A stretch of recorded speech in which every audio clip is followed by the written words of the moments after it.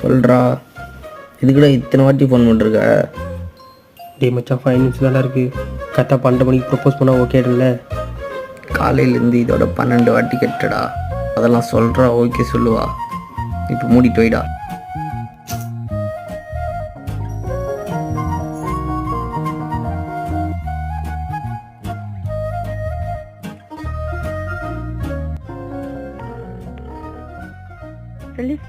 இல்லை first CC நானாக இருக்கலாம் தான் 11:59 நானே கால் பண்ணேன்.